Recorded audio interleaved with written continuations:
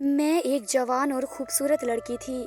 हम बहुत गरीब थे। हमारे मोहल्ले के एक अमीर आदमी ने मेरे माँ बाप को लाख रुपए दिए और शादी करके मुझे अपने घर ले गया। मेरी 7 देवर थे। मैं अपने ससुराल में अकेली औरत थी। इस घर में रिवाज था कि मैं हर रात अपने अलग अलग देवर के साथ गुजारूं। हर रात मेरे लिए तकलीफ भरी होती थी। एक दिन मैं घर से भाग गई। रास्ते में एक रिक्शा वाला मिला और मुझे अपने घर लेकर आया।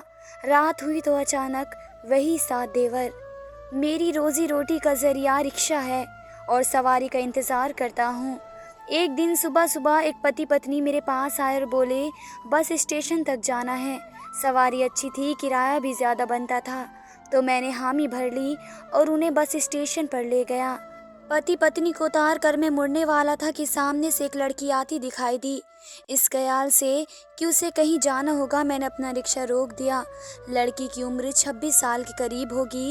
इसने लाल रंग की कुर्ती और लहंगा पहन रखा था और उसकी चाल में मुस्कुराहट, लड़खड़ाहट थी। मैंने देखा तो वह मेरे करीब आकर रुक गई, बिना कुछ कहे रिक्शा में बैठ गई और मुझे चलने का कहा। मैंने भी सोचा शायद रोड तक जाना होगा, तो मैंने रिक्शा स्टार्ट कर दिया। रास्ते भर में से शीशे में देखता रहा। थोड़ी ही देर में मैं स्टेशन की भीड़ से दूर आ गया। मैंने रिक्शा रोके बिना ही इससे पूछा कि आपको कहाँ जाना है। मेरे पूछने के बाद भी उसने कोई जवाब ना दिया और हाथों में पकड़ा शॉपर सीने से लगा कर बैठ गई। ये इसका सिर्फ सामान ही था जो मैंने इसके पास देखा था। मैंने जब सवाल दोहराया तो बोली, आगे ले चल, मुझे लगा शायद शहर में नहीं आई है इसलिए जगह का पता नहीं है, शायद जगह देखकर इसे याद आ जाए। और मैं रिक्शा लगातार चला रहा था, यहाँ तक कि मैंने रोड भी खत्म हो गया। मैंने इसे दोबारा पूछा कि आपने बताया नहीं आपको कहाँ पर उतरना है।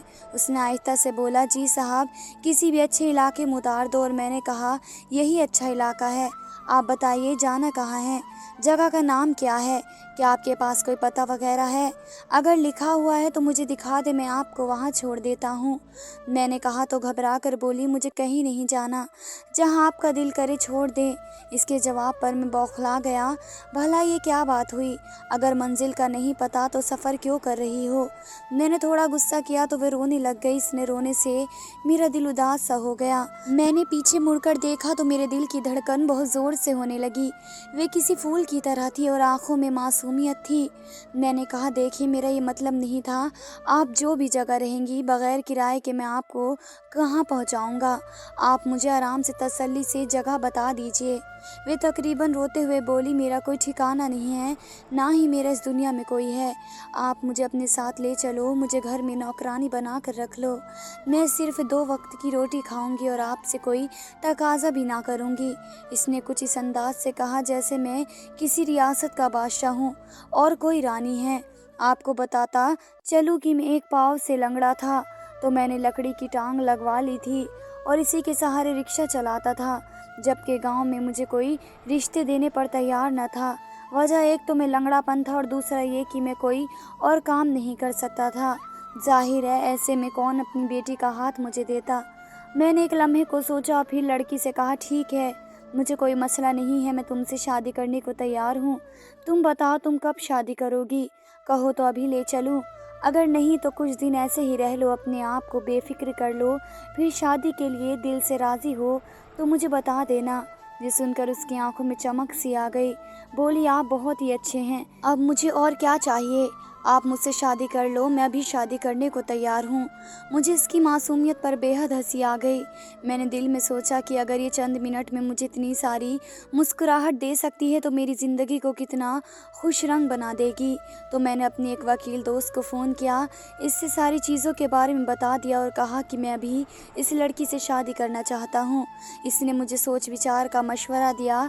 जैसे मैंने उससे कहा कि वह लड़की बहुत मासूम है, सोचने समझने की ज़रूरत नहीं है। उन्होंने कहा, तो फिर ठीक है, लड़की को लेकर कचहरी आ जाओ। अभी तक मैंने इसका नाम नहीं पूछा था। वकील से बात करने के बाद मैंने इसे नाम पूछा तो उसने अपना नाम नीलम बताया। इसका नाम भी इसकी तरह खूबसूरत था। मैंने रिक्शा को रोड से कचहरी की तरफ मोड़ा और 5 मिनट में कचहरी पहुंच गया। अपने दोस्त के पास पहुंचा तो सबसे पहले उसने मुझे मिठाई की फरमाइश की, जैसे मैंने शादी तक रुकने के लिए कहा। फिर उसे बताया कि मैं इस लड़की से शादी करना चाहता हूँ। वह मुझे अपने ऑफिस ले गया, कुछ ज़रूरी इंतज़ाम किए, चाय पानी खाने का बंदोबस्त किया, अपने चंद दोस्तों को भी बुलाया, साथ ही शादी वाले रजिस्टर का भी बंदोबस्त किया गया और ऑफिस में 3 या 4 दोस्त बैठे थे। मेरा शिद्दत से जी चाहा कि नीलम के पास कोई चादर वगैरह होती तो वे ओढ़ कर बैठे, मगर इसने कुर्ती और लहंगा पहन रखा था, लेकिन दुपट्टा इसके पास नहीं था। खैर मैंने जैसे तैसे बर्दाश्त किया और इसकी लंबी चोटी कमर पर लहरा रही थी। मेरे दोस्त ने इसे एक और सवाल किया कि वह कुमारी ही, तो इस सवाल पर वे चुप सी हो गई। तो उसने शर्म और हया से मुंह नीचे कर लिया, तो मेरे दोस्त ने उससे कोई दूसरा सवाल न पूछा। बाकी के इंतज़ाम के बाद हमारी शादी हो गई। हम पति पत्नी के बंधन में बन गए। इस लम्हे मुझे लगा जैसा अचानक मेरे अहमियत सबकी नज़रों में बढ़ गई हो। गांव के जो लोग कहते थे कि कोई भी मुझे लड़की नहीं देगा, जब वे मेरे साथ नीलम को देखेंगे तो लाजमी हैरान होंगे। मैंने सोच लिया कि मैं अगले ही दिन रिक्शा से छुट्टी करूंगा और इसे अपने गांव लेकर जाऊंगा, अपने रिश्तेदारों से मिलवाऊंगा और साबित कर दूंगा कि मेरे नसीब में ऊपर वाले ने मुझसे ज़्यादा खूबसूरत औरत लिखी थी, जो शक्ल और सूरत के देखने में लाखों में एक थी। शादी के बाद के जज्बात ही और होते हैं। मुझे नीलम से एकदम मोहब्बत महसूस होने लगी। मैंने इसे बाजार से एक शॉल भी लेकर दी और इसे रिक्शा में बैठाकर अपने घर ले आया। घर आकर मैंने इसे अपने हाथों से चाय बनाकर पिलाई। चाय पीकर वो ताज़ा हो गई, मगर मैं भी थका हुआ था। शादी की खुशी इतनी थी कि मैं अपनी थकावट भूल गया। मैंने इसे कहा, तुम यहीं बैठो, मैं तुम्हारे लिए जोड़ा लेकर आता हूँ। मैं फटाफट बाजार गया। जमा पूंजी का तकरीबन 50% हिस्सा मैंने नीलम के लिए कपड़े खरीदने और खाने पीने की चीज़ों पर लगा दिए। चीज़ लेकर घर आया तो वे मेरे इंतज़ार में बैठी थी। मैंने इसे कपड़े दिए और कहा कि हाथ मुंह धोकर आ जाओ, जब तक मैं खाना वगैरह देखता हूँ। उसने हाँ में सर हिलाया और कपड़े लेकर नहाने चली गई। नहा कर निकली तो उसका रूप निखर गया। मैं तो उसे देखता ही रह गया। वह पहले से भी कहीं ज़्यादा हसीन लग रही थी। उसके चेहरे जैसी निखरती रंगत, गुलाबी होठ और लंबे घने बाल किसी को भी अपना दीवाना बना दें। मैंने उसे नज़र भर के देखा तो वे शर्मा गई। मुझे लग रहा था जैसे किसी फ़कीर को परी मिल गई हो। मैंने उसे अपने हाथों से खाना खिलाया और अपनी मोहब्बत दिखाई तो वह भी काफ़ी खुश नज़र आने लगी। वह अब उसकी घबराहट में कुछ कमी हो गई थी। मुझे तो समझ में नहीं आ रहा था कि 2 घंटे में मेरी ज़िंदगी इतनी बदल कैसे गई। ऐसा लगता था मैं कोई ख्वाब देख रहा हूँ। मेरा कमरा जिसमें मैं अकेला रहता था, उस कमरे में मेरा हमसफ़र भी आ गया था।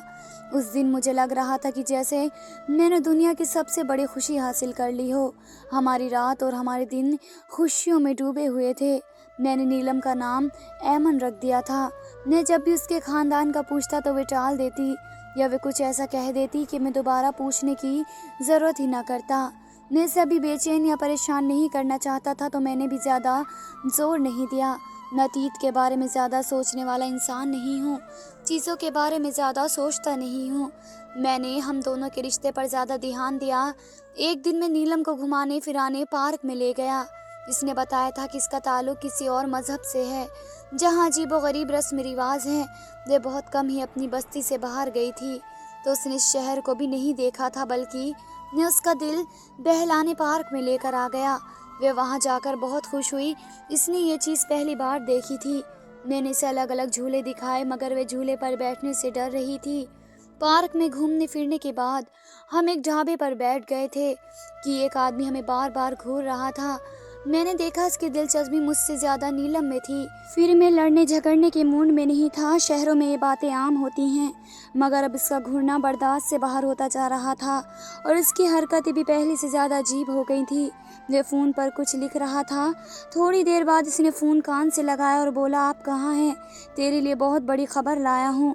यह कहकर इसने इस नज़दीकी स्टेशन पर मिलने का कहा और फ़ोन बंद कर दिया। अब इसने हमारी तरफ देखना बंद कर दिया और ढाबे से निकल गया। नीलम उन बातों से बेखबर थी, मगर मैं थोड़ा सा परेशान हो गया था। ना जाने उन लोगों की क्या नीयत ठीक है। हमने जल्दी से खाना खाया। मैं इसे लेकर ढाबे से बाहर आ गया और अपने घर की तरफ चल दिया। रास्ते में मैंने महसूस किया कि कोई हम दोनों का पीछा कर रहा था, मगर जैसे ही मैंने पीछे मुड़कर देखा तो मुझे सब कुछ ही नॉर्मल लगता। मैं समझ नहीं पाया कि कौन मेरा पीछा कर रहा है। हम तकरीबन 1 घंटे में अपने घर पहुंच गए। घर पहुंचते तो शाम का वक्त हो रहा था। नीलम को घर में ही छोड़कर मैं थोड़ी देर के लिए बाहर चला गया। उसे सख्ती से मना किया कि कोई भी आए तो दरवाज़ा मत खोलना, और अगर मेरा भी कहे तो इससे कह देना कि मैं बाहर गया हूँ, तकरीबन आधे घंटे में आऊँगा। जब मैं घर वापस आऊँगा तो नीलम घबराई हुई थी, बल्कि इसने तो बाकायदा रोना शुरू कर दिया। मेरे पूछने पर उसने बताया कि मेरे जाने के बाद कोई ज़ोर ज़ोर से दरवाज़ा खटखटा रहा था, इतनी ज़ोर से जैसे दरवाज़ा तोड़कर अंदर आना चाहता हो। फिर शायद मोहल्ले के किसी आदमी ने बताया वह गया हुआ है, तो उसने दरवाज़ा खटखटाना बंद कर दिया। मैंने उसे तसल्ली दिया और कहा शायद कोई बच्चा डराने की कोशिश कर रहा होगा या फिर मेरा कोई जानने वाला होगा। मैं पहले चुप रहा और कहा मेरे दोस्त कोई शर्म वगैरह नहीं करते, यकीनन उनमें से कोई होगा। मैंने पास वालों से पूछा तो उन्होंने बताया कि मेरे जाने के बाद 2 लोग आए थे, उनके मोहल्ले में पहले कभी नहीं देखे गए।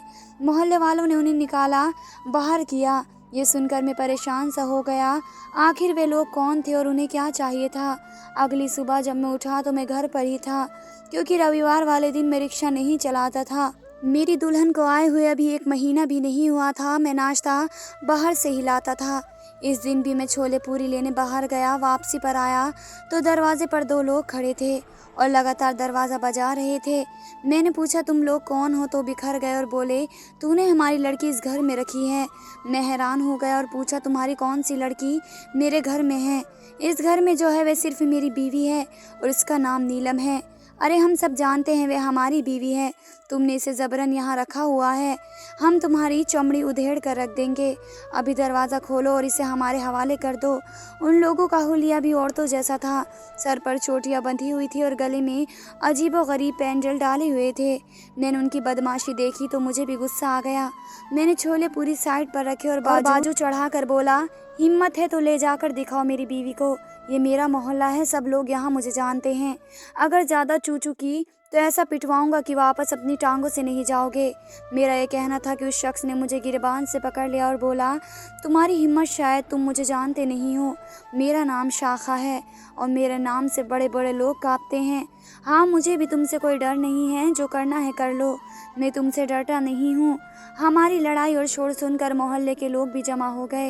ये लोग दंगा फसाद मचा रहे थे तो किसी ने पुलिस को खबर कर दी। थोड़ी ही देर में पुलिस हमारे दरवाजे तक आ गई।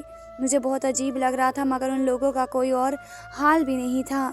पुलिस के आते ही ये लोग डर गए और भागने लगे, मगर पुलिस ने घेर लिया और पूछा तुम लोग इन शरीफ आदमी को क्यों तंग कर रहे हो?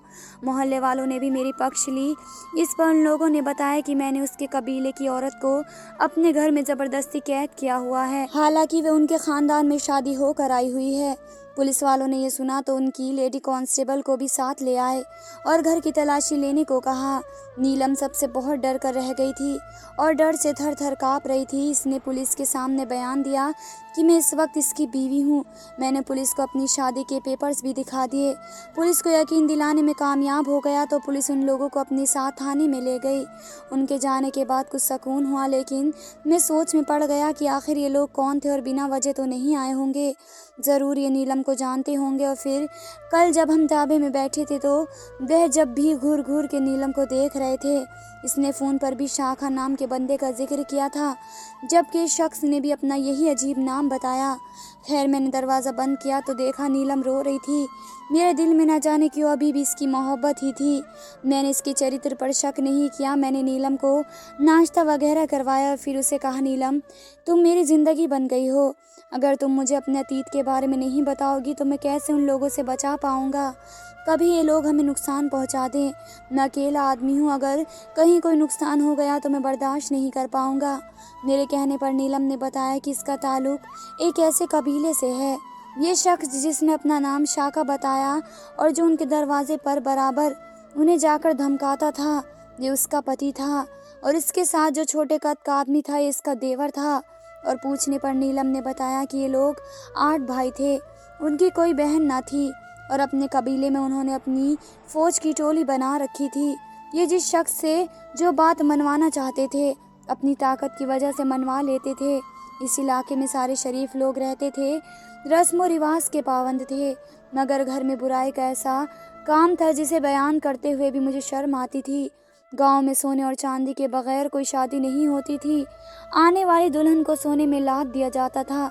और इसके लिए बहुत इंतज़ाम किए जाते थे। बाज़े वक्त लोगों की सारी जमा पूंजी एक ही शादी पर लग जाती थी, जबकि सोने चांदी के बगैर किसी औरत की शादी तौहीन समझी जाती। मगर शादी के बाद जो कुछ होता था, मेरी रूह कांपती है। आज से 9 महीने पहले मेरी भी शादी हुई थी। मुझे सोने और चांदी पर तोल दिया गया। मेरे माँ बाप को भारी रकम भी पेश की गई और यूं मैं ब्याह कर शाका के घर आ गई। शाका के डर से सारा इलाका डरता था। इसके साथ भाई और भी थे और शायद यही वजह थी कि वह अपनी ताकत पर इतना घमंड करता था। शादी वाले दिन घर में कोई औरत ना पाकर मुझे अजीब सी उलझन हुई। इसके बाकी भाई सभी मुझे मजाक में छेड़छाड़ करने लगे, जो मुझे बहुत नागवार गुजरी। मैं अपने इलाके की रिवायत को जानती थी और मुझ पर यह फ़र्ज़ था कि मैं अपने देवर और पति की भी सेवा करूं, बल्कि उसके मज़े का भी ज़रिया बनूं। लेकिन ना जाने क्यों मेरा दिल ये गवारा नहीं करता था। मुझे उनकी बातें बहुत नागवार गुजर रही थी। इस दिन तकलीफ़ों का एक नया सिलसिला शुरू हो गया, जो ख़त्म होने का नाम ही नहीं ले रहा था। मैं उन लोगों के घर एक खिलौना बन गई थी। मैं सारा दिन लोगों की रोटियां बनाती रहती थी, कोई हिलकर पानी भी न पीता और सबकी सेवा मैं ही करती थी। सारा दिन काम की थकान और फिर शर्मनाक रातें मेरे लिए किसी तकलीफ से कम नहीं थी। मुझे लगता था कि मैं कोई भेड़ बकरी हूँ जिस माँ बाप ने इसे बांध दिया है। हैरत की बात यह थी कि ये सब भाई मुझे दिन के उजाले में भाभी कहते थे। कबीले वालों के सामने बड़े अच्छे बनते थे, मगर अब उनकी हकीकत में जान गई थी। मैंने पड़ोस में रहने वाली एक बूढ़ी औरत पर भरोसा करके इसे इशारों में ये बातें बताने की कोशिश की, तो वह बोली मेरे 4 देवर और 3 जीजे थे। मैंने तो कभी एतराज़ नहीं किया कि कौन मेरा पति है। तुम नई नस्ल की लड़कियों को ना जाने क्या हुआ है, अपना पति क्यों नहीं मानती हो? जिस घर में जितने मर्द होते हैं उन सब की तुम पर जिम्मेदारी है, फिर चाहे वे तुम्हारे साथ जैसा सलूक करें, तुम्हें औरत होने की वजह से सब सहना पड़ेगा। यही हमारे रस्म व रिवाज हैं और उन्हें पर हमें चलना पड़ेगा। अभी तुमने बाहर की दुनिया देखी नहीं है, वह दुनिया इससे भी बुरी है। मैं इस बुरी औरत की बातें सुनी तो मुझे हैरत का झटका लगा। ये जुर्म और यह बुराई घर में खामोशी से हो रही थी, शायद इसलिए कि लोग शादियों पर ज़्यादा खर्चा नहीं करना चाहते थे। मैं तो जैसे ही जवान हुई शादी हो गई। मुझे उन बातों का अंदाज़ा नहीं था, मगर शायद मेरे अंदर एक इज्जतदार लड़की की रह गई थी जिसे कभी भी इस गंदगी को स्वीकार नहीं किया। मैंने अपनी बस्ती से भागने का फैसला कर लिया, मगर मुझे अपनी मंजिल का नहीं पता था। बस्ती से थोड़ी दूर जाकर बस स्टेशन था जिसमें बस एक खड़ी थी। मैं यूं ही एक बस में चढ़कर बैठ गई। मुझे नहीं पता था कि मैं कहाँ जाऊंगी। बस डर ने दिल में जगह बना ली थी। बस का सफ़र अच्छा खासा लंबा था। मैं भी बेफिक्री से बैठ गई कि कम से कम अपनी बस्ती से तो दूर निकल आऊंगी। इसी बस्ती में एक नौजवान जोड़ा बैठा हुआ था। आदमी के चेहरे पर दाढ़ी थी, जबकि औरत ने बुर्खा ओढ़ रखा था। मैं उन्हें गौर से देख रही थी। मैंने देखा सामने वाली सीट पर बैठा एक शख्स बुर्खे वाली औरत को देख रहा था। बुर्खा ओढ़ने वाली लड़की के आदमी की नज़र जब इस आदमी पर पड़ी तो वह गुस्से से पागल हो गया। इसने उसे सुना दी। बस सारी भीड़ इस पर चढ़ गई तो कंडक्टर ने भी इसकी अच्छे से खींची और उसे बस से बाहर निकाल दिया। ये देखकर मैं बहुत हैरान हुई कि क्या कोई मर्द अपनी औरत की इतनी हिफाजत कर सकता है, जबकि हमारे इलाके में औरतों को शेयर करना फ़क्र समझा जाता था। कि कोई मर्द किसी औरत में दिलचस्पी ले तो उसे पैसों के लिए दूसरे मर्द के हवाले भी कर दिया जाता था। मेरे लिए इस आदमी का ये रवैया उम्मीद की किरण थी। मुझे मालूम करने पर पता चला कि ये इंसान बहुत अच्छे और शरीफ हैं, जो अपने औरतों की इबादत करते हैं। तभी जब मैं आपके रिक्शे पर बैठी तो मैंने कहा था किसी अच्छे इलाके में मुझे उतार दें, और फिर जब आपसे मिली तो मुझे लगा कि आप वाकई शरीफ इंसान हैं। और यकीन मानिए, मैं शाखा से जो कल लड़ाई की, मेरे लिए इससे बड़ी कोई बात नहीं। मुझे ऐसा एहसास हुआ कि मैं आपकी गुलाम बन गई हूँ। उम्र भर आपको अपने सर का ताज बना कर रखूँगी। ऊपर वाले के लिए मेरी गलतियों को माफ़ कर दीजिए, मैं कभी आपका एहसान नहीं भूलूंगी। यह कहकर इसने अपना सर मेरे कदमों में रख दिया, मेरे हाथों को चूमने लगी और बेइंतहा रोते हुए बोली, मैं सारी ज़िंदगी तुम्हारे नाम पर जीऊँगी, तुम्हारे नाम पर मरूंगी। कहोगे तो जान भी दे दूंगी, लेकिन ऊपर वाले के लिए मुझे खुद से अलग मत करना। यहाँ अगर इस घर में मुझे जो सुकून मिला है, जो सुकून शायद मुझे करने के बाद भी नसीब ना हो। मेरी आंखों में बहुत आंसू आ गए और वाकई इस इंसान की सोच बहुत बड़ी थी और उसने मुझे यकीन दिलाया कि मैं इसकी सच्चाई की कदर करूँगा, कभी भी इसे नहीं छोड़ूंगा। वे मेरी बीवी है, मेरी इज्जत है और हमेशा रहेगी। ये सुनकर वे खुशी से निहाल हो गई। इसके बाद मैं इसे अतीत भुलवाने की कोशिश की और वह अपने अतीत को भूल चुकी थी। इसके आने से मेरा नसीब ऐसा खुला कि मैं 1 से 4 रिक्शा ले लिया। अब मेरी अच्छी खासी आमदनी होती है। रोज़ रोज़ मेरे रिक्शे बढ़ते ही जा रहे हैं। अगर मैं इसे दूर कर देता, इसके साथ अच्छा सलूक ना करता, तो यकीनन वे पत्थर दिल हो जाती और अच्छे इंसानों से इसकी उम्मीदें ख़त्म हो जाती और दूर चली जाती। आज वे मेरे साथ बहुत खुश और बेफिक्र है और हमारे 4 बच्चे हो गए हैं। धन्यवाद दोस्तों।